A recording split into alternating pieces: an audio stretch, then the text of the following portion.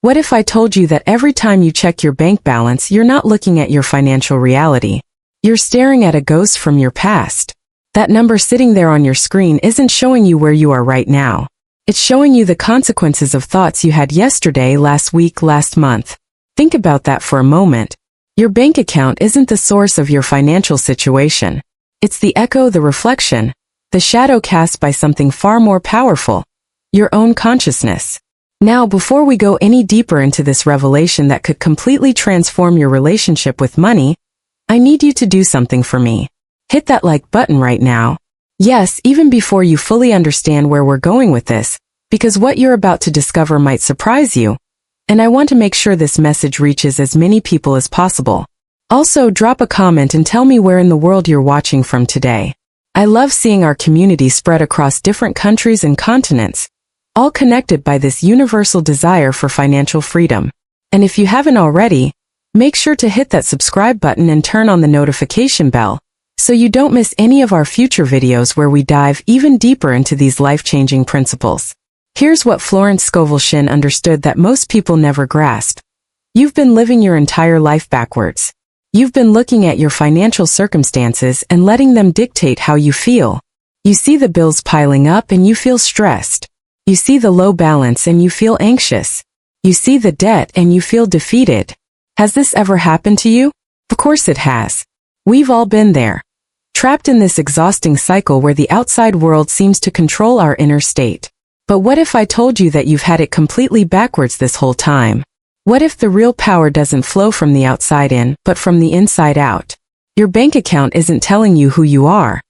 Your consciousness is creating what's in your bank account. The mirror doesn't create your face.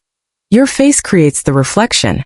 Yet, somehow we've all been trying to change the reflection without ever thinking to change our face. Stay with me here because this is where it gets radical.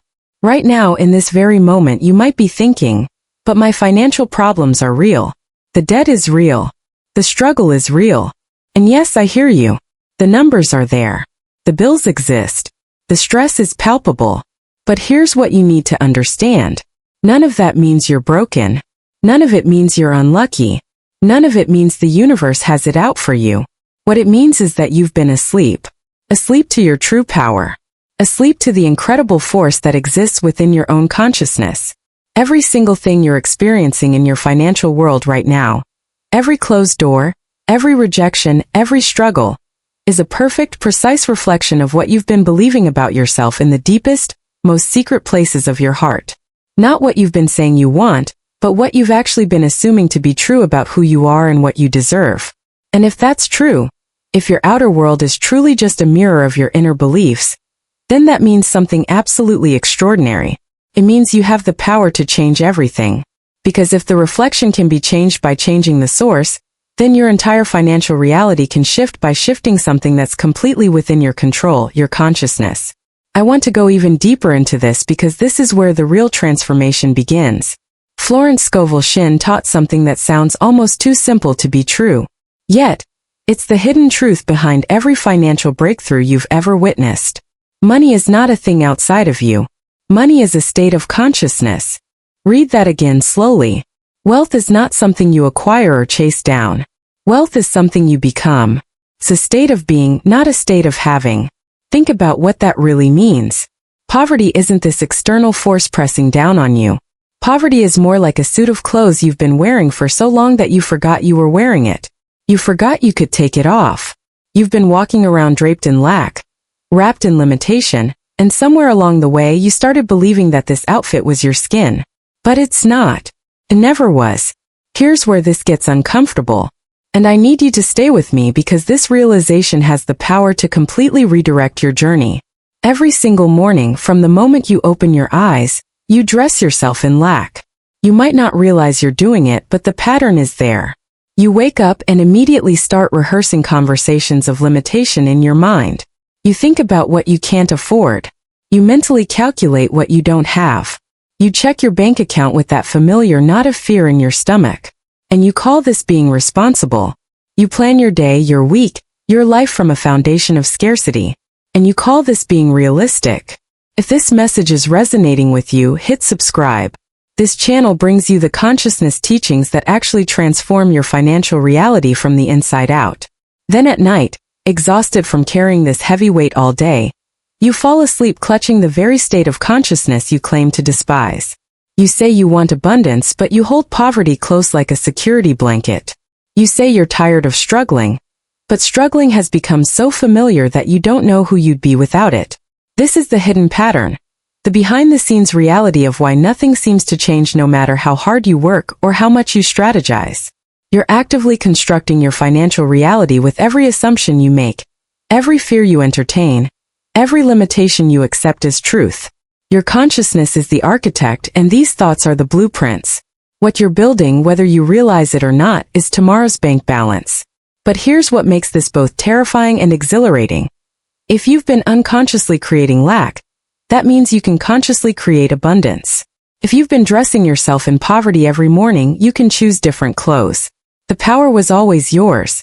You just didn't know you had it. Write in the comments, "I'm choosing different clothes," if this revelation is landing for you right now. Because what comes next is going to show you exactly how to make that choice real, how to stop being a passive victim of your circumstances and start being the conscious creator of your financial destiny. The moment you understand this principle, everything changes. But here's where most people stumble, and I need to be completely honest with you about this because it's the difference between those who transform their financial reality and those who stay stuck. You must feel abundant now, right now. While your bank account still shows the old numbers, you must feel wealthy before a single dollar changes in your favor. I know what you're thinking. How can I feel abundant when I'm looking at bills I can't pay? How can I assume wealth when the evidence is screaming poverty at me from every direction? This is the hidden truth that separates those who break through from those who give up. Feeling abundant now is not the reward for having money. Feeling abundant now is the cause of money appearing. You don't wait until you have wealth to feel wealthy. You feel wealthy, and that feeling creates the wealth. This sounds backwards to everything you've been taught, doesn't it? We've been conditioned to believe that feeling follows having. But Florence Scovel Shinn revealed that this sequence is completely inverted. The feeling must come first. The assumption of wealth must precede the appearance of wealth because assuming it is what causes it to appear. This is the law, as precise and unbreakable as gravity. Let me paint you a picture that makes this crystal clear. The entire financial world around you, every transaction, every opportunity, every closed door, is functioning as a giant mirror. You are not out here manipulating money. What you're actually doing is rearranging consciousness. And money, being nothing more than a reflection of that consciousness, has no choice but to mirror the change. Think about standing in front of an actual mirror. If you see your reflection frowning and you want it to smile, what do? You don't reach toward the glass, trying to push the corners of the reflection's mouth upward. The reflection isn't real in that sense. It's just light bouncing back at you. The only way to change what you see in the mirror is to change your own face. You smile and instantly, automatically, the reflection smiles back. This is exactly how your financial world operates. Your bank balance is the reflection. Your consciousness is the face. Every bill, every debt, every limitation you're experiencing is the mirror showing you back to yourself. And you've been doing the equivalent of reaching into the mirror, trying to rearrange the reflection with your hands. The revelation here is profound. You cannot change the reflection without first changing your face. You cannot change your bank account without first changing your consciousness. You cannot alter your financial circumstances while maintaining the same inner state that created those circumstances in the first place. This is why all the hustle, all the strategy, all the planning from a place of lack keeps you exactly where you are. Drop a comment saying, "I'm changing my face," if you're beginning to see how this applies to your own journey, because what I'm about to share next will show you the exact mechanics of how this transformation actually works in real time. Traders to the visible, trusting the invisible. The mechanics of this transformation require something from you that might feel impossible at first. What you're being asked to do is radical. You're being asked to believe the invisible more than the visible. You're being asked to trust your imagination more than your five senses. You're being asked to become, in essence, a traitor to the state of consciousness you've been loyally serving your entire life. Think about what that really means. Every day, your senses bombard you with evidence. The bank statement shows a certain number. The bills arrive in the mail. Your senses are screaming at you. This is reality. This is what's true. This is what you must accept. And for your whole life you've been taught to trust that evidence above everything else. But here's the hidden truth that changes everything. What you call reality is not reality at all. It's the shadow. It's the echo. It's yesterday's assumption that has hardened into today's fact. The only true reality is consciousness. Everything else, every circumstance, every bank balance is consciousness frozen into form. It's the shadow cast by the light of your own awareness. You've been living in a world of shadows and calling it real. You've been reading yesterday's newspaper and thinking it's telling you about today. This is the revelation that most people never grasp, and it's why they stay trapped in the same financial patterns. When Florence Scovel Shinn talks about consciousness being the only reality, she's describing the actual mechanics of how your world is constructed. Every single thing you see in your financial life right now was once just a thought, an assumption, a belief sitting invisibly in your consciousness. Then, through the mysterious but reliable process of manifestation, that invisible assumption solidified, took form, became what you now call reality. But here's where it gets interesting.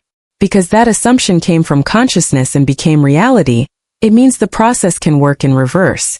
You can change the assumption and watch a new reality take form. The shadow can only exist because there's a light source creating it. Change the position of the light, and the shadow must change. It has no choice. It has no independent existence. This is why working harder at the level of effects never produces lasting change. You're trying to rearrange shadows without moving the light. You're trying to silence echoes without changing the original sound. The impact you're trying to create keeps slipping away because you're working at the wrong level, trying to transform the frozen form instead of the consciousness that froze into that form. The journey ahead requires you to make a fundamental decision. Will you continue to bow to the tyranny of the visible? Or will you claim your power as the creator of what becomes visible? Will you keep serving the shadows? Or will you recognize that you are the light that casts them? Type 1 Trust the invisible in the comments if you're ready to make this shift. Because understanding this principle intellectually is one thing, but actually living from it, actually choosing your imagination over your senses in the middle of financial pressure, that's where the real power lies. Living from this understanding brings something you might not expect. A profound inner stillness. Not the kind of peace that comes from having all your problems solved, but something deeper, more unshakable. It's the stillness that comes from knowing, truly knowing, that you are the operant power in your world. You are not a victim of circumstances. You are not at the mercy of the economy, the job market, your boss, your past, your education, or any other external condition. You are the consciousness in which all of these things appear. If this video shifted something in your understanding, hit that like button. It helps this message reach others who are ready to hear it. Read that again because it's easy to skim past words that have the power to completely transform your reality. The economy doesn't happen to you. It happens in you. Your job situation doesn't control you. It appears within the space of your consciousness. Your past doesn't determine your future. Both exist as thoughts in the eternal now of your awareness. When you really grasp this, when it moves from your head to your gut, something shifts. The anxiety that's been driving you for years begins to dissolve. Not because your circumstances have changed, but because you've remembered who you are. This isn't about becoming arrogant or disconnected from reality. It's about recognizing the hidden truth behind how reality actually works. You are not a separate, powerless individual being tossed around by forces beyond your control. You are the consciousness through which all experience flows. You are the screen on which the movie plays. And once you know this, really know it, you stop being moved by what you see on the screen. You stop reacting in fear to the images that appear because you remember that you are not in the movie. The movie is in you. Your assumptions are your real prayers. But here's where this gets practical, where the rubber meets the road in your actual daily life. You are praying all the time. Not prayer in the religious sense necessarily, though it includes that. Every single thought you think is a prayer. Every assumption you make is a petition to the universe. Every feeling you dwell in is a command being issued to the creative power within you. When you say, "I need money," you are praying to the god of lack. You're literally affirming and confirming the state of not having. When you say, "I hope things get better," you're praying to the god of uncertainty. You're dwelling in the consciousness of things not being good now. These are prayers, and they're being answered with perfect precision. You're getting exactly what you're asking for. More need, more uncertainty, more lack. The revelation here is that the creative power within you doesn't respond to your begging. It doesn't care about your desperation or how hard you've worked. God, the universe, consciousness, whatever word resonates with you, responds to assumption. It responds to what you claim to be true. It responds to the state you're occupying, not the state you're hoping to reach. This is why positive thinking alone never works. You can think positive thoughts all day long, but if underneath those thoughts you're assuming lack, if you're dwelling in the feeling of not having, then lack is what you're praying for. Your real prayer is not your words or even your conscious thoughts. Your real prayer is your assumption, the state of consciousness you're actually living in behind the scenes. Leave a comment saying, "My thoughts are my prayers," if this is clicking into place for you, because once you see that you're praying constantly with every assumption you make, the next question becomes obvious. What exactly have you been praying for? And is it time to change your prayer? Stop trying to manage the outside world. Changing your prayer starts with recognizing a pattern that's probably been draining your energy for years. You need to stop trying to manage the outside world. I mean this literally. The constant checking, the obsessive calculating, the mental gymnastics you're doing every day, it's killing you. You check your bank account 20 times a day as if the act of checking it will somehow change the number. You calculate and recalculate your expenses. You worry about bills that aren't even due yet. You strategize and plan and scheme, convinced that if you just control tightly enough, you'll somehow force your circumstances to shift.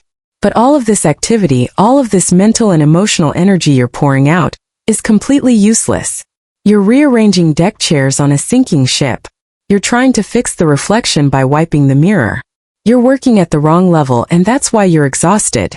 That's why despite all your effort, nothing fundamentally changes. The outside world isn't the problem. The outside world is just showing you what's happening on the inside. Let me show you what this looks like when someone truly understands and applies this principle. Florence Scovel Shinn shared the story of a couple who wanted a penthouse in New York City. Not just any apartment, they had very specific desires. The husband wanted huge windows overlooking a magnificent view. The wife wanted mirrored walls from top to bottom. They both wanted a wood-burning fireplace. If you know anything about New York City real estate, you know this was an impossible dream. The market was brutal. Finding any decent place was nearly impossible. Finding a penthouse with all these specific features should have been a fantasy.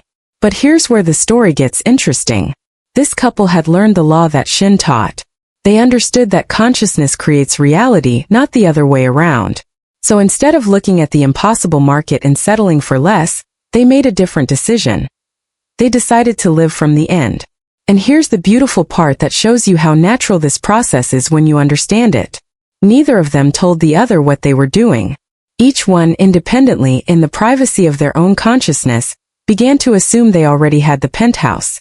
Every night before sleep, the husband would imagine himself in that penthouse. He'd see himself walking to those huge windows overlooking the city. He'd feel the satisfaction of that view. He'd imagine sitting on the terrace. He'd see the fireplace burning, feel the warmth. He wasn't imagining trying to get there. He was imagining being there, already done, complete. The wife was doing the same thing. She'd lie down and see herself in that mirrored penthouse. She'd imagine walking past those mirrors, feeling the spaciousness and luxury of it. She'd imagine hosting gatherings, waking up every morning in the place of her dreams. Not someday, now, in consciousness it was already hers. Type living from the end in the comments if you're starting to see the distinction here, because what happened next reveals the precise mechanics of how consciousness rearranges the physical world to match the inner assumption. What happened over the following weeks reveals something crucial about how this process actually unfolds. The couple continued their nightly practice, each one independently living in their penthouse in imagination before sleep. After about 2 weeks of this practice, something remarkable began to occur. The husband told Florence Scovel Shinn that he would wake up in the morning, and for a few seconds, he would completely forget that he wasn't already in the penthouse. He'd lie there feeling the peace, the satisfaction, the absolute naturalness of living in that space. Then he'd open his eyes and see his current bedroom. But instead of feeling disappointed or defeated, he would smile because he knew. He knew with absolute certainty that what was real in consciousness must become real in form.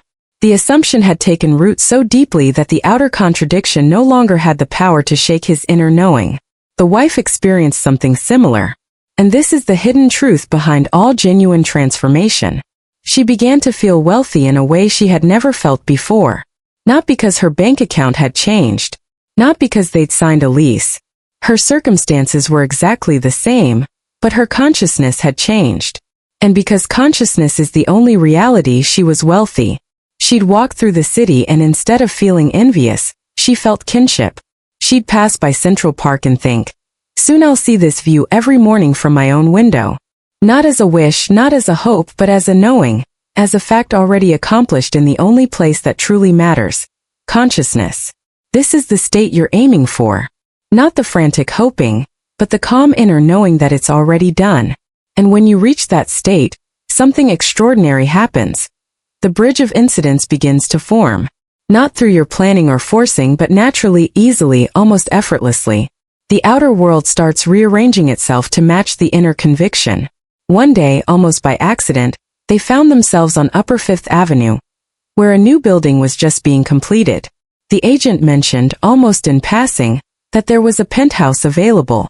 They went to see it, and the moment they stepped inside, they both felt it. This was the place they had been living in within their imagination for weeks. The huge window overlooking Central Park, exactly as the husband had imagined. The mirrored wall, exactly as the wife had envisioned. The fireplace they'd been seeing in their mind's eye, now here in physical form, waiting to be lit. But here's where most people would have stopped. The rent was exorbitant. It was several thousand a year more than they had planned to spend, beyond what conventional wisdom said they could afford. Most people would have walked away saying, see, I knew it wouldn't work. I knew it was too good to be true. But this couple didn't stop assuming. They made an offer at the price they felt was right. And they continued to live from the end in consciousness. And in early summer, the owners accepted their offer. They moved into that penthouse and got everything they had imagined at the price they had proposed. Write the bridge forming in the comments if you're beginning to see how your own outer world might be responding to shifts you're making internally, because understanding this couple's story intellectually is one thing, but recognizing the pattern in your own life is where the real breakthrough happens. The pattern you just witnessed with the couple isn't a one-time anomaly. It's how this law works every single time for anyone who truly applies it. Let me show you another example that might feel even closer to your current situation. There was a bank executive who came to Florence Scovel Shin feeling completely trapped. He was competent, reliable, hardworking, but he felt stuck. Undervalued, like his potential was being wasted in a position that didn't recognize or reward his true capabilities. Every time he approached his superiors about advancement, he got the same response. There was no room for growth. The positions above him were filled. Be grateful for what you have. This is the kind of situation that feels hopeless, doesn't it? The outer circumstances seemed completely locked in place. The door appeared firmly closed. But here's where the hidden truth comes in. This man learned that what looked like an immovable outer limitation was actually just a reflection of an inner state. He was living in the consciousness of stuck bank employee. He had accepted that identity. He had assumed that state, and his world, being nothing more than consciousness pushed out, was perfectly reflecting that assumption back to him. So, instead of accepting the limitation, he made a different choice. He decided to change his state of consciousness. He stopped being the stuck bank employee and became, in consciousness, the investment manager of a great institution. Not in the future, not as a hope now. In the only place where creation actually happens, his own awareness. The specific technique, retiring from success. Florence Scovel Shin gave him very specific instructions. Every single night before falling asleep, he was to imagine something very particular. He wasn't to imagine the job search or the interview. He was to imagine the end, the wish fulfilled, the thing already done.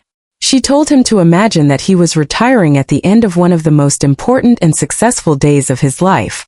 Today, in his imagination, he had closed the deal. Today, he had signed the contract to join the kind of organization he had always wanted to work for. Today, he had stepped into the position he had always desired. And from that place of completion, he was to feel the satisfaction, the relief, the sense of rightness, the naturalness of it. And from that feeling, he was to fall asleep. Notice what she didn't tell him to do. She didn't tell him to visualize how it would happen. She told him to go straight to the end and live there in consciousness. Drop "I'm living from the end" in the comments if you're tracking with this, because what happened next shows you exactly why this technique is so powerful. He began this practice, and I need to be honest with you about what he experienced because this is where most people give up. There were nights when it was difficult. Nights when his mind would wander back to his current situation, and the superior who had told him there was no future. Doubt would creep in. He would think, this is foolish. Nothing is changing. The outer world hadn't shifted 1 inch. But he had made a commitment. When doubt arose, he simply gently brought his attention back to the assumption. He returned to that feeling of the successful day, the perfect position secured.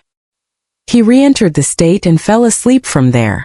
Then, around the 3rd week of January, he stopped worrying about money. Not because he had gotten a raise, but inwardly he was a different man. He was no longer the stuck bank employee hoping for a change. He was the investment executive whose services were valued and sought after. He was living from the end, and from that state the money worries simply dissolved. The fear couldn't find a home in his new consciousness. This is what I need you to understand. The shift happens inside first always. The outer world is slow to catch up, but the inner world can change in an instant.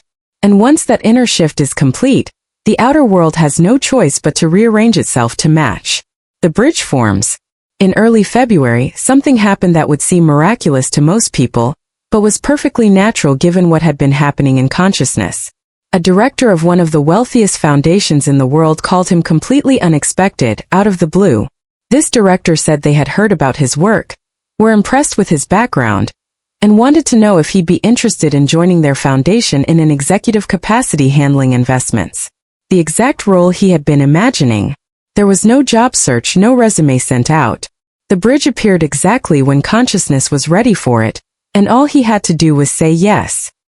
He accepted the position with a substantially higher income, and the precise role he had been occupying in his imagination weeks before. Comment consciousness creates if you're seeing how this applies beyond just career situations, because the same principle that moved the executive from stuck to successful is the principle that governs your bank account, your relationships, your health, every single aspect of your experience. Let me share one more story that might hit even closer to home for many of you, because it's about someone whose struggle was more fundamental: identity. There was a young artist who came to Florence Scovel-Shinn's lectures feeling completely defeated. She made beautiful paintings, but no one was buying them. She worked part-time jobs she hated just to pay rent, jobs that left her exhausted and with almost no energy to create. She'd go to galleries and feel deep despair, asking herself, why not me? The issue wasn't why other people succeeded. The issue was the identity she had claimed for herself. She had been wearing the identity of starving artist like a badge of honor. She had woven poverty directly into her artistic identity. In her mind, and therefore in her reality, being a real artist meant struggling financially. She had claimed poverty as part of who she was, and the universe gave her exactly what she was assuming to be true. When she heard Shinn explain that consciousness creates reality, something clicked. She realized she had been praying the wrong prayer. Every time she introduced herself as a struggling artist, she was affirming and solidifying that state. So she made a radical decision. She decided to change the assumption. She began to assume, with no outer evidence whatsoever, that she was a successful artist whose work was valued and sought after. Every night before sleep, she would imagine standing in a gallery with her paintings on the walls. She'd see those little red sold stickers on each one. She'd imagine collectors approaching her, asking to commission pieces. She'd feel the satisfaction of being valued, of making a living doing what she loved. Identity shift in the day. But here's where it gets interesting, and this is the part that requires real courage. She started changing her identity during the day too. When someone would ask what she did, she would no longer say, I'm a struggling artist. She would say, I'm an artist. My work is selling beautifully. First it felt like lying. Her rational mind screamed at her that she was delusional. But she persisted. She maintained the state. She lived from the end even when the present was screaming the opposite. She was becoming, in her own awareness, the successful artist. Write I'm changing my identity in the comments if this is resonating with some limitation you've been wearing as part of who you are. Because what happened next shows you exactly how fast reality can shift. She did this practice for several weeks. And then the bridge of incidents began forming. A friend of a friend mentioned her work to a gallery owner. Was that just coincidence? Or was consciousness rearranging the pieces on the board to match her new assumption? The gallery owner asked to see her portfolio. Within 2 weeks, the gallery offered her a show. Within a month, 3 of her paintings sold. Within 6 months, she was making more from her art than she had ever made at those exhausting part-time jobs. Today she paints full-time. She lives from her art. She is the successful artist she assumed herself to be in consciousness before there was any evidence in the physical world. And here's what I need you to understand. The galleries were always there. The collectors were always there. What changed wasn't the world. What changed was her assumption about herself. She stopped being the starving artist and became the successful artist, and the outer world had no choice but to reflect that change. Now, let me bring this all together because this is where everything we've been talking about crystallizes into something you can actually use. You are praying all the time. Not praying in the sense of kneeling or reciting formal words. You're praying with your assumptions, with your inner talking, with your habitual feelings about yourself. Every single thought you think is a prayer being sent out into the creative medium of consciousness. Every assumption you make is a command to the universe. The question is, what are you praying for? When you say, I need money, when you feel that feeling of need, you are praying to the god of lack. You're affirming and solidifying the state of not having. You're telling the universe, I don't have, I don't have, I don't have. And the universe, being nothing more than your own consciousness reflected back to you, says, your wish is granted. You don't have. The creative power within you doesn't listen to your wishes or your desperate pleas. It responds to your assumptions. It responds to what you're actually claiming to be true about yourself in the depths of your being. Your assumption is, I do not have. And so you do not have. This is why positive thinking alone never works. You can think positive thoughts all day long, but if underneath those thoughts you're assuming lack, if your feeling state is one of not having, then lack is what you're commanding into existence. Your real prayer isn't your words. Your real prayer is your state of consciousness. Leave a comment saying, my assumptions create if this is landing for you, because once you truly see that every thought is a prayer, the next obvious question becomes, how do I change the prayer I'm offering? Speaking had the power of I am. Changing the prayer starts with understanding something subtle but absolutely crucial about the language you use, especially the language you use with yourself. When you say, I will be wealthy, you think you're being positive. But listen to what you're actually saying at the level of consciousness. You're confessing that you are not wealthy. The future tense is a denial of present possession. I will be is identical to saying, I am not. You're pushing the thing you want into some perpetual tomorrow that never arrives. But when you say, I am wealthy, something completely different happens. You're claiming it now. Not in some imaginary future, but in the eternal present where all creation actually occurs. You're identifying with it now. And because you're wearing it in consciousness, which is the only reality, it must appear in form. Your inner speech is your law. Your inner speech is your prayer without ceasing. All day long, you have this constant internal dialogue running in the background. Listen to what you say after the words, I am. Because whatever follows those 2 words, you're commanding into existence. I am is the name of the creative power within you. It's the name of consciousness itself. And whatever you claim after I am, you become. If you say, I am broke, you're crowning brokenness as your king. If you say, I am struggling, you're identifying with struggle. The impact of your inner speech is immediate and absolute. The universe doesn't debate with you. It simply says yes to whatever you're assuming to be true. You are the operant power, and your internal assumed word is law in your world. The transformation begins when you become aware of this inner speech. When you start catching yourself in the act of claiming limitation, and make the conscious decision to change it. This isn't about pretending. It's about recognizing that your current inner speech is already a lie about who you truly are. Comment, I am wealthy if you're ready to start changing your inner speech right now. Deliberate change requires you to grasp that consciousness is the only reality. Not money, not your job, not the economy. Everything else is a shadow, a reflection. A frozen form of an inner state that already existed. You have been treating the shadow as if it were the substance. You've been giving all your emotional power to the reflection while ignoring the face that's casting it. You believe the outer world is more real than the inner world. But it's backwards. Consciousness is the reality.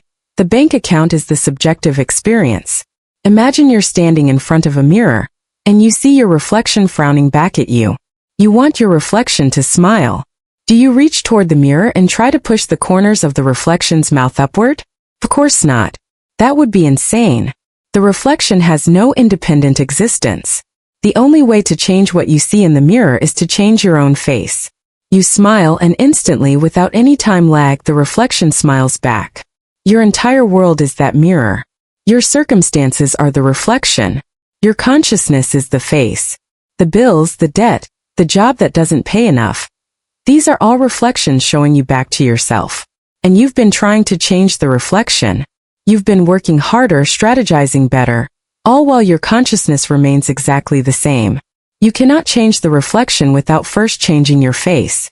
Write "changing my face" in the comments if you're seeing how much energy you've been wasting trying to fix the reflection.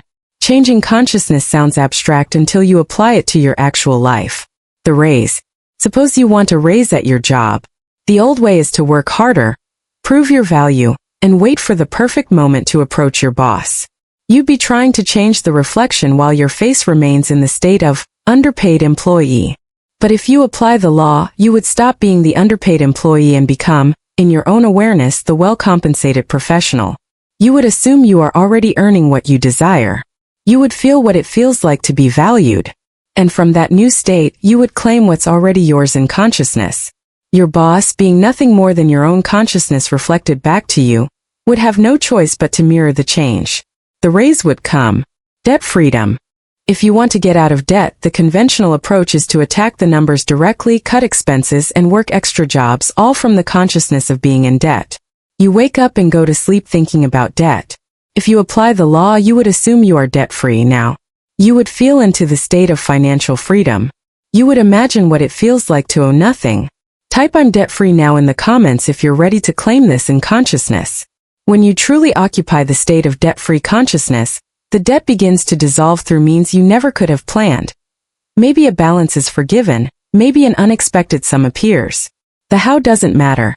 You change the cause and the effect must change in response. Here's where most people miss the whole point. The subtle but crucial distinction between thinking of your desire and thinking from your desire. Most people think of their desire. They stand in the state of lack and look at wealth. They stand in the problem and visualize the solution. They're fantasizing about the end, but they are not actually in it. They are outside looking in, wanting something they don't have. Wanting is a state of lack. Desiring is a confession of absence. But living from the end is completely different. It means you assume the desire is already fulfilled. Not in some future timeline, but now in consciousness. You don't think about having money. You think from the state of having money. You don't imagine being wealthy. You imagine from the state of being wealthy. This is the hidden truth that separates those who manifest from those who just daydream. Let me make this crystal clear with a specific example that you can apply tonight. Suppose you desire $10,000. If you're thinking of the desire, you would sit and visualize the money. You'd see yourself receiving it, maybe in your bank account. You'd picture your balance changing. But notice the position you're in while doing this visualization. You're the person who doesn't have the money, imagining what it would be like to receive it. You're outside the desire, looking at it, hoping it will arrive. You're in the state of wanting, and wanting perpetuates more wanting. But if you're thinking from the desire, if you're truly living from the end, you would do this completely differently. You wouldn't visualize receiving the money at all. You would visualize having already received it. You would ask yourself a different question. If I already had this $10,000, what would I be doing right now? How would I feel? What would be different about this moment? Maybe the answer is you'd feel relieved. Maybe you'd feel secure. Maybe you'd be planning that trip or paying off that nagging debt. So you enter that feeling now. You feel the relief now. You imagine planning the trip now. You picture the debt being paid now. You don't imagine the journey to having the money. You imagine being in the state of already having it. You live in the consciousness of possession, not the consciousness of pursuit. This shift might seem small, but it's everything. One position keeps you perpetually in lack. The other places you in abundance. One is thinking of. The other is thinking from. One is wanting. The other is being. And consciousness responds to what you're being, not what you're wanting. Comment thinking from it if this distinction is becoming clear, because once you grasp this difference and actually apply it, you stop being someone who wants money and become someone who has it, at least in the place where all creation begins. The place where all creation begins is in a state that Florence Scovel Shinn called the Sabbath. And most people completely misunderstand what this means. The Sabbath is not a day of the week. It's a state of consciousness. It's a state of rest. It's the feeling that it is done, that you don't need to do anything else, that the work is complete. When you truly assume the state of the wish fulfilled, when you genuinely live from the end, you enter the Sabbath and stop striving. This is the hidden sign that your assumption has taken root. Not the physical manifestation, but the inner rest that comes before it. When you're still anxious about money, you're not in the Sabbath. When you're still checking your account obsessively, you're not resting. When you're still strategizing and worrying, you haven't entered the state yet. But when you feel calm, when you feel certain, when you feel like the thing is already done and you can just relax into that knowing, that's the Sabbath. That's the signal that consciousness has been impressed, that the seed has been planted, and that manifestation is now inevitable. Now let me tell you something that changes everything about how you approach this practice. Feeling is the secret. Not visualization, not affirmations, but feeling.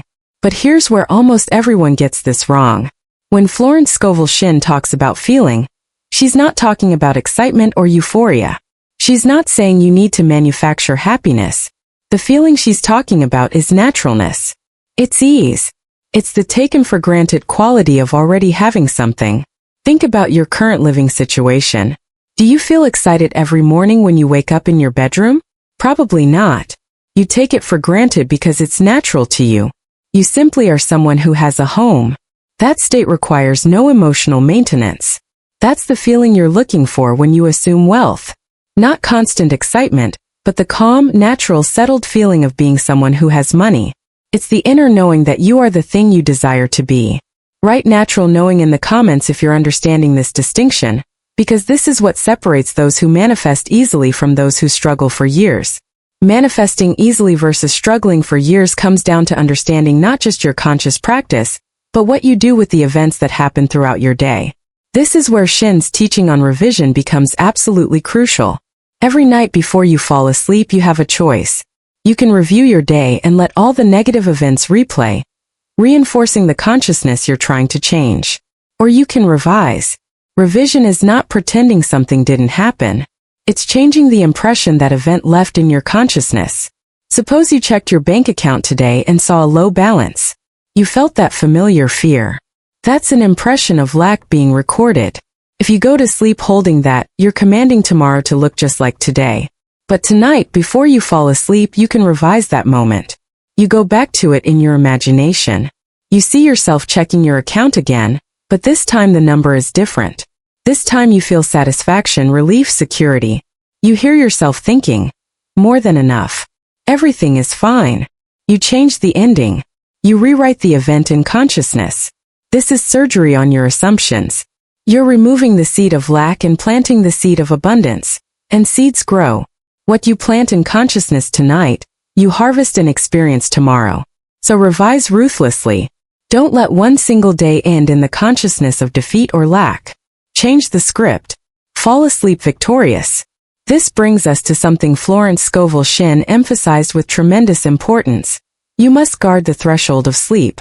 The last thought you think before drifting into unconsciousness, the last feeling you dwell in, that is the seed you plant in your subconscious mind, and the subconscious is the womb from which all manifestation is born.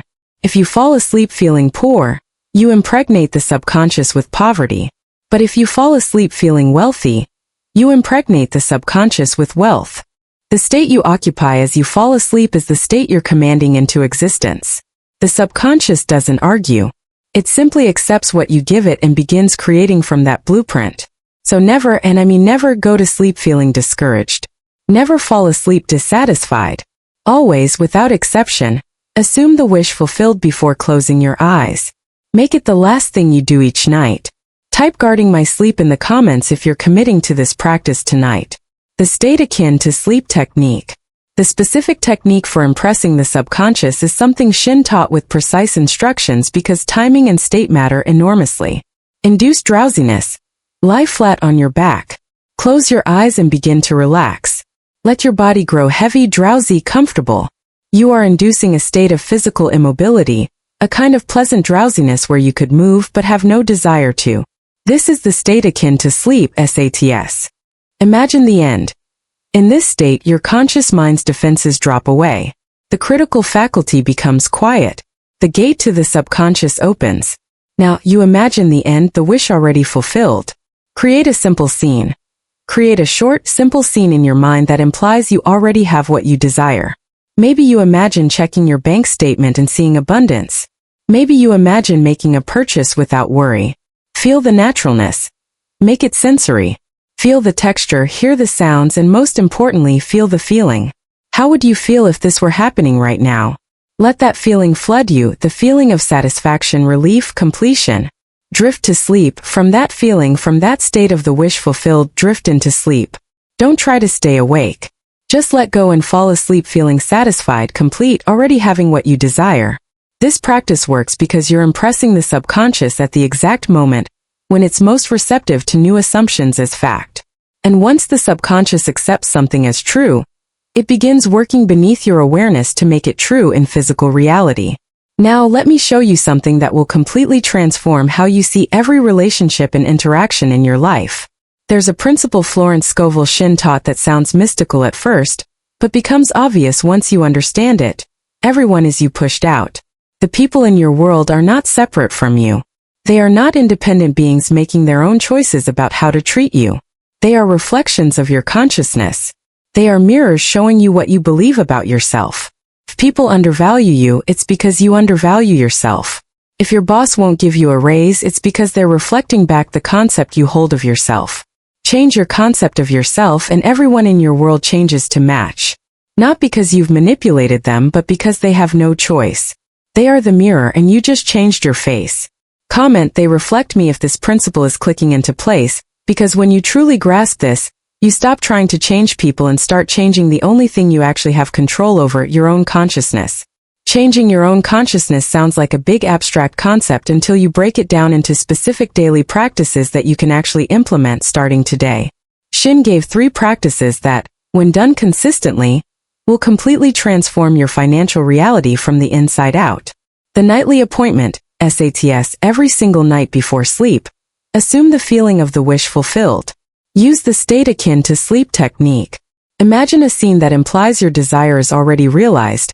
Feel the naturalness of having it, and drift into sleep from that state. Make this non-negotiable. Discipline your inner speech. During the day, become aware of what you're saying to yourself. Listen to the conversation running in your head. Every time you catch yourself saying, "I am broke," stop immediately and replace it with, "I am wealthy." Every time you think, "I am struggling," interrupt that pattern and claim, "I am abundant." Ruthless revision. Every single night, before your SATS practice, review your day. Go back over the negative events, the moments of lack or fear. Maybe you checked your account and felt anxiety. Revise it. Change the ending in your imagination.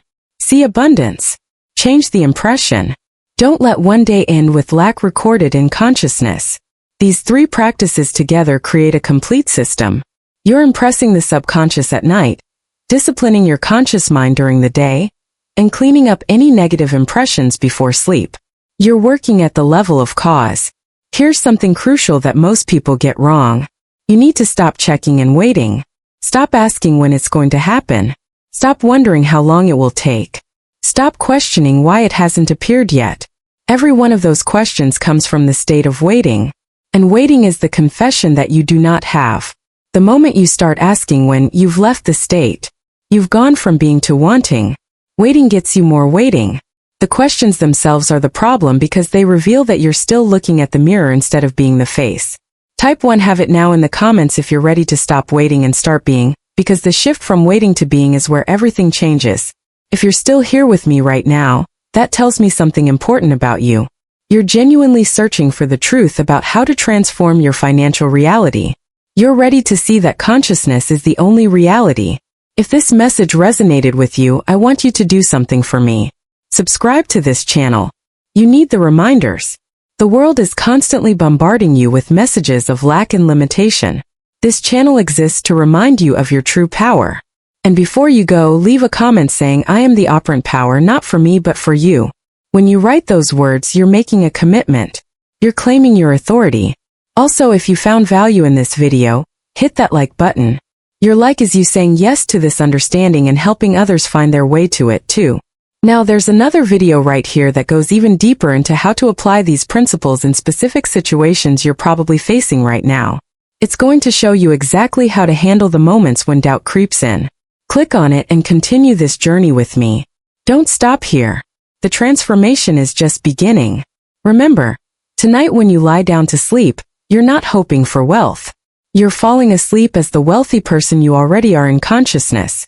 The mirror will catch up. It always does. I'll see you in the next video.